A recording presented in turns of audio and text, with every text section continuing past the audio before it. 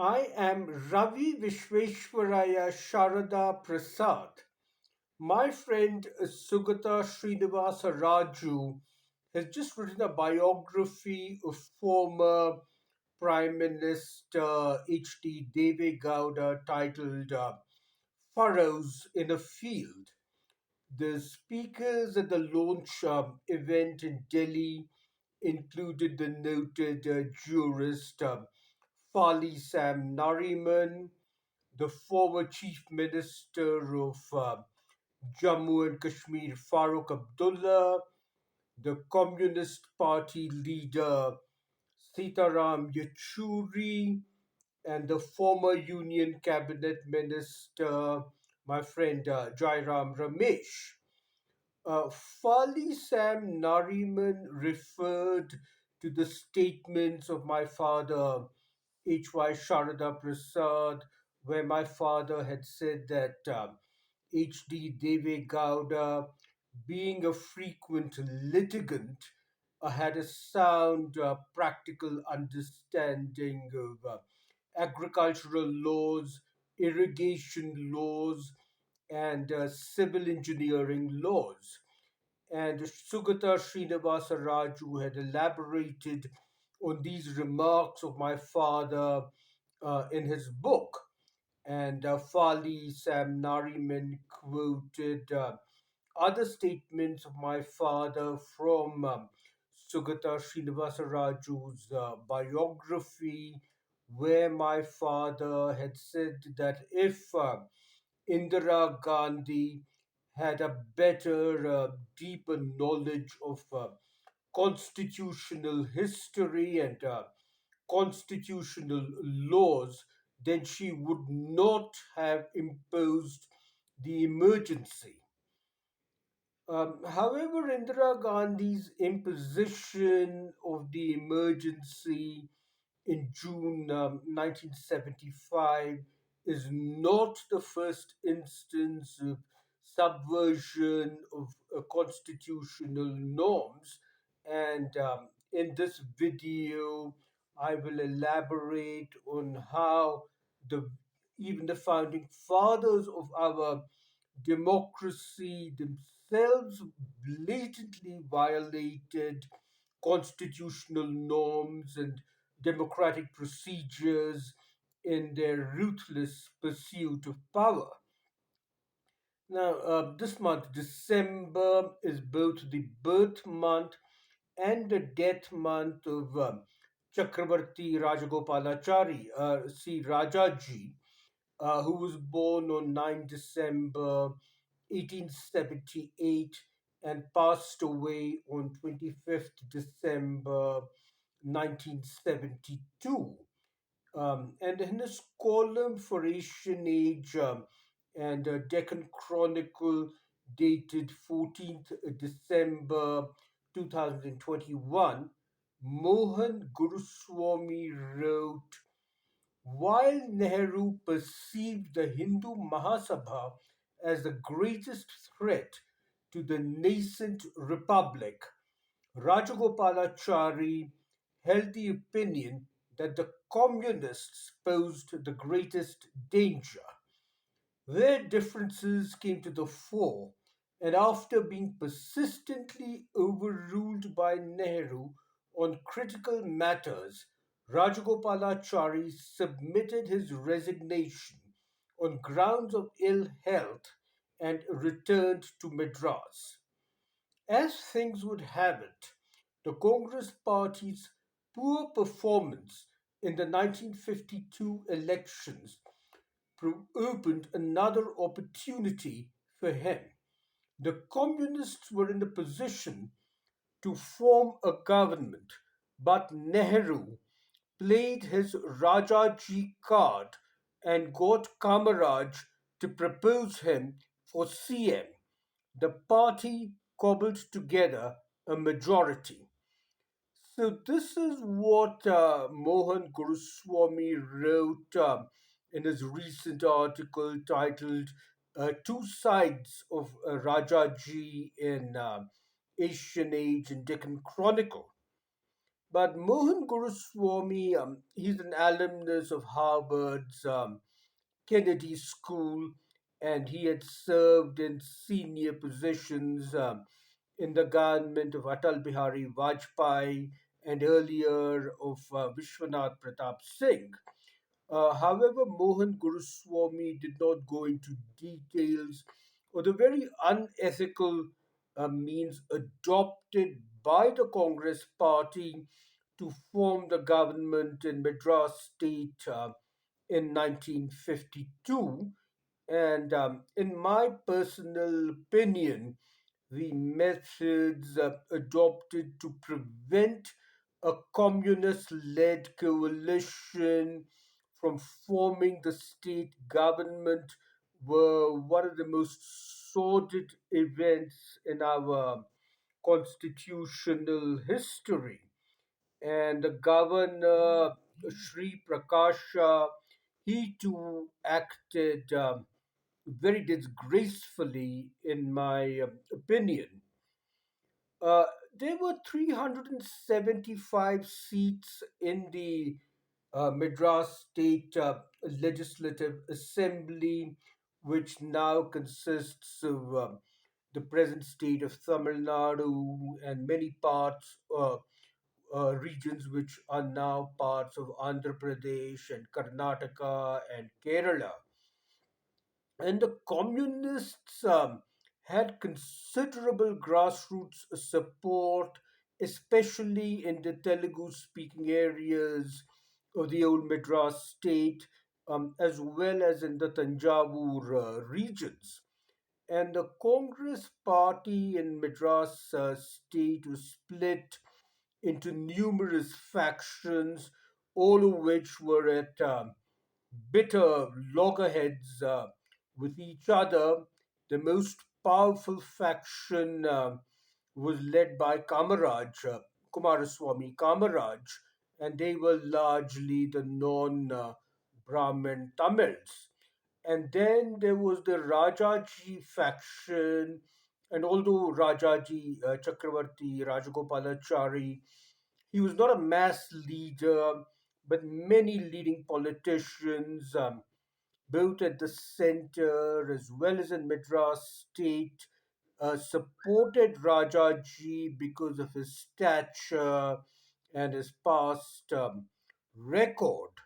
Now, Kamaraj and Rajaji absolutely detested each other. Rajaji was an elite, patrician, scholarly Iyengar Brahmin, and Kamaraj came from a very, very poor Nadar family. They used to climb coconut trees to retrieve coconuts, and Kamaraj had worked his way up as a freedom fighter, having been imprisoned for several years in the freedom struggle. Then there was also a very large faction in the Congress party in the old Madras state, which owed its allegiance to Pattabhi Sitaramaya, Bhogaraju Pattabhi Sitaramaya, who had recently been the president of the Congress party. However, this faction got completely wiped out in the 1952 Madras state elections. Now, in the Madras elections, interestingly, both the Dravida Karagam and the newly formed Dravida Munnetra Karagam, both of them did not contest the January 1952 elections. The Dravida Karagam came to an understanding with the CPI, the Communist Party of India, mainly to oppose the Congress Party, and the DMK, which had just been formed a few years earlier, the Dravida Munnetra Karagam, they supported the Vanyar community parties. There were two of them, the Tamil Nadu Toilers Party and the Commonweal Party, but the Dravida Munnetra Karagam, which had just split away from the Dravida Karagam, neither of them contested the elections. Now, in the January 1952 elections, the Congress Party won 152 seats to emerge as the single largest party, but falling well short of a majority in the 375 member assembly. However, most of the prominent leaders of the Kamaraj faction lost their own seats. And the CPI, the undivided old Communist Party of India, they won 62 seats. And their CPI there was headed by M. Kalyanasundaram and P. Ramamurthy. Then, interestingly, there were also 62 independents, and winning over these 62 independents would be crucial for forming a government. Then the Kisar Mazdoor Praja Party won 35 seats, and this, the KMPP, the Kisan Mazdoor Praja Party, had just been founded by Acharya J.B. Kripalani at the national level. And in the old Madras state, the KMPP was headed by T. Prakasham, Tanguturi Prakasham Pantalu, T. Prakasham. And T. Prakasham, he was earlier in the Congress party and he had actually served as the premier of Madras state in 1946, 1947. And T. Prakasham, he detested both Rajaji and Kamaraj intensely. And in 1946, T. Prakasham had allied with Kamaraj, whom he detested, to prevent Rajaji from becoming the premier, since he detested Rajaji even more. And he ended up becoming the premier himself. And during his tenure as the Congress premier in 1946, 1947, T. Prakasham had persecuted the communists with the encouragement of Sardar Vallabhbhai Patel, the deputy prime minister and home minister. But then Kamaraj overthrew T. Prakasham, and then Mahatma Gandhi ordered Prakasham to resign from the Congress party because there were numerous allegations of corruption against T. Prakasham. So Mahatma Gandhi had Prakasham put in his resignation from the Congress party. Yeah, okay. So to return back to the election results in 1952 in Madras state, the Tamil Nadu Toilers Party won 19 seats, and N.G. Ranga's Krishikar Lok Party won 15 seats, and the Socialist Party won 13 seats. And although T. Prakasham had persecuted the communists during his tenure as the Congress premier, he now decided to tie up with the communists to try to head a coalition government, an anti Congress coalition government. And this was even though he had lost his own election in his own constituency. Um, and in February 1952, the Kisan Mazdoor Praja Party and the Communist Party of India, the CPI, they together formed the United Democratic Front, and they issued a common minimum program. So it wasn't Devi Gowda's government which issued a common minimum program, which was the first. This happened in Madras state in 1952. And this United Democratic Front claimed the support of 166 legislators, 70 from the CPI and CPI backed independents, 36 from the KMPP, 30 independents, 19 from the Tamil Nadu Toilers Party, six from the Commonweal Party, and five others from smaller parties. So the DMK, the Dravida Munnetra Karagam, uh, which had not contested the elections, they supported the two one-year community parties, which is the Tamil Nadu Toilers Party and the Commonweal Party in the UDF.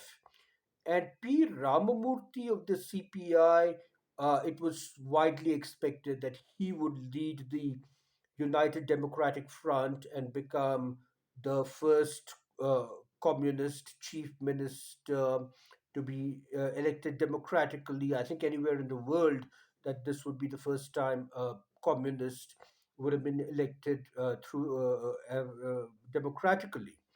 And P. Ramamurthy was a freedom fighter who had been elected from Madurai. And even after independence, he had was jailed for being a communist, and in fact, he had fought and won the 1952 election from inside jail. But T. Prakasham, he insisted on heading the UDF coalition, even though his own KMPP had only 36 seats in the 166 member UDF coalition.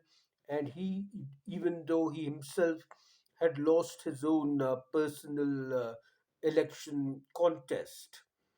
So the UDF coalition, they staked their claim to the governor, and the governor was Krishna Kumar Singhji Bhav Singhji. He was the Raja of Bhavnagar in present day Gujarat, and there was a panic in the union government over the prospects of communists forming a government, that there would be severe security implications and an international fallout. And the Americans were believed to have taken up the matter with Indian diplomats.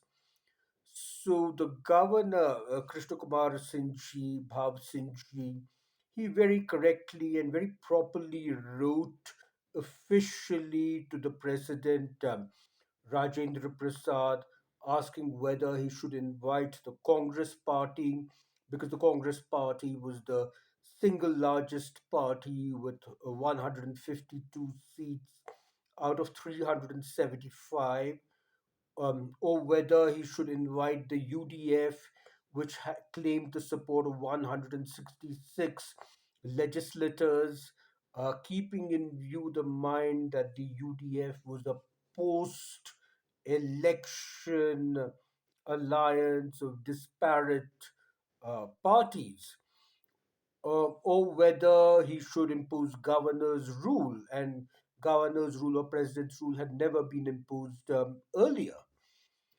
Now, Mohan Guruswamy, in his article, his sentence where he had said Nehru played his Rajaji card and got Kamaraj to propose him for CM.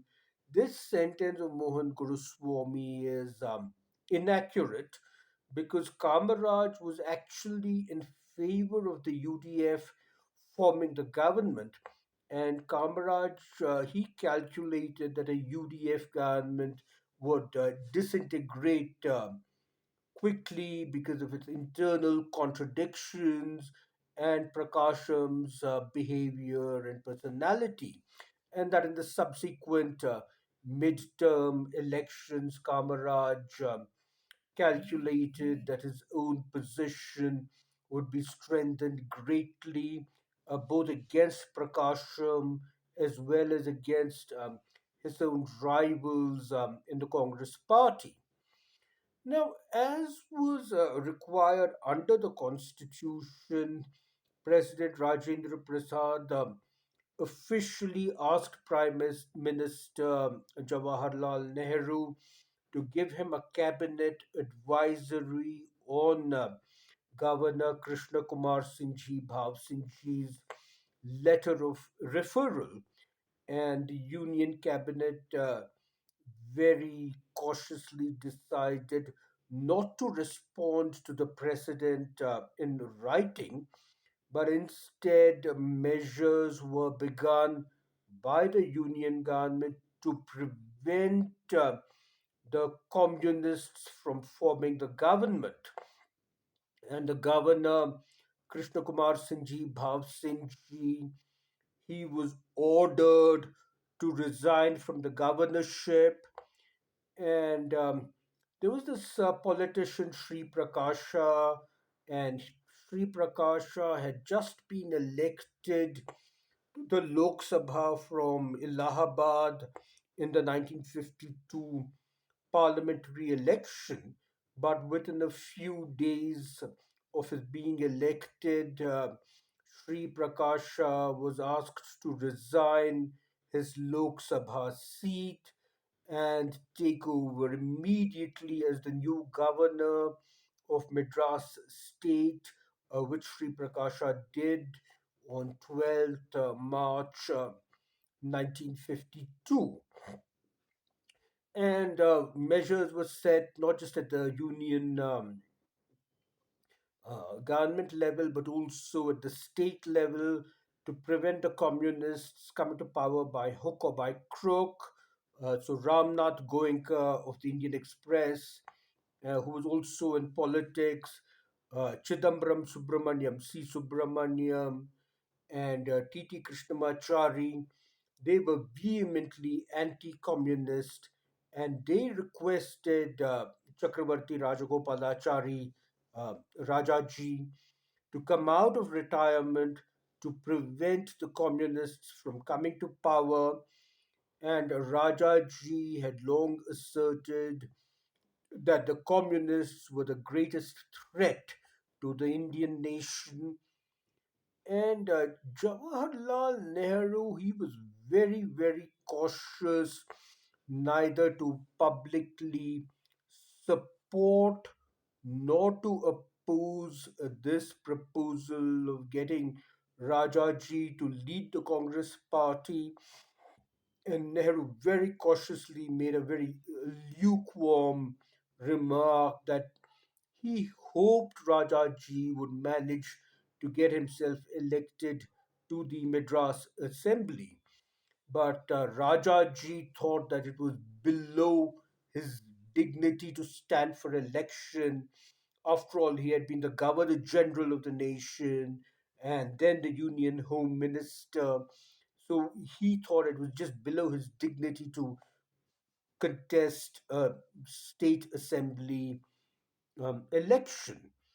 So C. Subramaniam, Chidambaram Subramaniam, he told the governor Sri Prakasha to nominate Rajaji to the Legislative Council, the upper house, under the category of eminent persons having experience in social service. So on 31st March 1952, the new governor, Sri Prakasha, he nominated Rajaji to the Legislative Council, and the very next day, on 1st April, he swore in a Congress government with Rajaji as the chief minister. And Sri Prakasha gave Rajaji 3 whole months to seek a vote of confidence. And the Communist Party of India leader P. Ramamurthy, and he had won his election from inside jail. So P. Ramamurthy filed a writ petition in the High Court of Madras, and within a few days, the Chief Justice Pakala Venkataramana Rao Rajamannar, yeah, P. V. Rajamannar and Justice Venkataram Iyer, they immediately dismissed Ramamurthy's writ petition on 7th April 1952. We must first dispose of the argument that it is the duty of this court to interfere under Article 226 of the Constitution whenever any violation of any of the provisions of the Constitution is brought to the notice of the court pro bono publico by any citizen. The petitioner, who argued his case himself, went to the extent of saying that even if the attention of this court was not drawn by any person, it was still incumbent on this court, so far as it was practicable, to interfere in this manner suo moto. We have no hesitation in not accepting this argument. It is certainly not the province of this court to interfere, either suo moto or at the instance of any person, whenever there is any disregard or violation or any of the provisions of the Constitution. Our power under Article 226 of the Constitution can only be invoked at the instance of a person who has a personal grievance against any act of the state in its executive capacity which inflicts a legal injury on him. The petitioner developed an argument that he was personally affected by the order of nomination because if Sri C. Rajagopalachari had not been nominated but nevertheless had been called upon to form a ministry as the chief minister, then Sri C. Rajagopalachari would have had to face an election at the end of 6 months from the date of his nomination, and at such an election, the party to which the petitioner belongs might have been able to defeat Sri C. Rajagopalachari. In our opinion, the petitioner is mixing up two things. What is actually impugned in this petition is the nomination of Sri C. Rajagopalachari and not the act of the governor in calling upon him to form the ministry. The latter act is not the subject matter of this petition, and we have grave doubts whether that action can be the subject matter of any petition in a court of law. So, in any consideration of the validity of the nomination, we should completely omit any reference to the action of the governor in calling upon Sri C. Rajagopalachari to form the ministry. Now, in what way can the petitioner be said to have been personally aggrieved by this nomination? Surely he cannot say that the majority which his party commands has been upset by this nomination. He is unable to specify any right, be it property right or personal right, which has been infringed in any manner by the nomination of Sri C. Rajagopalachari. It was said that but for the nomination, it would have been possible for the petitioner, along with other members of his party, to have formed a ministry. This is, to say the least, a very remote consequence of the nomination. We are unable to see any personal right of the petitioner which can be said to have been infringed, even in an indirect manner, by the nomination by the governor of the second respondent. Finally, the petitioner dilated on his right as a legislator to see that the nominations were made properly. We do not agree that the petitioner has any such right as a legislator, nor has he a right to see that Sri C. Rajagopalachari does not form a ministry which may be entrusted with the government of the state. This application must therefore be and is hereby dismissed. So, this was the judgment of Chief Justice Pakala Venkataramana Rao Rajamannar and Justice Venkataram Iyer. Um, and then Rajaji's government brought up support and engineered defections, uh, and 15 independents joined the Congress party, taking its strength to 167.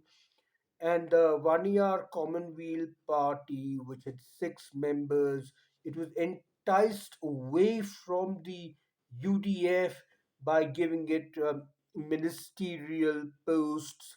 And Rajaji also lured away the other Vaniyar party in the UDF, the Tamil Nadu Toilers Party, which had 19 members. Although they were not given any ministerial posts, but he got them to join he got them to support his government. And although they were supported by the DMK, they preferred Kamaraj to Rajaji. And Rajaji, he also split NG Ranga's Krishikar Lok party, and the defectors from the Krishikar Lok party joined the Congress party.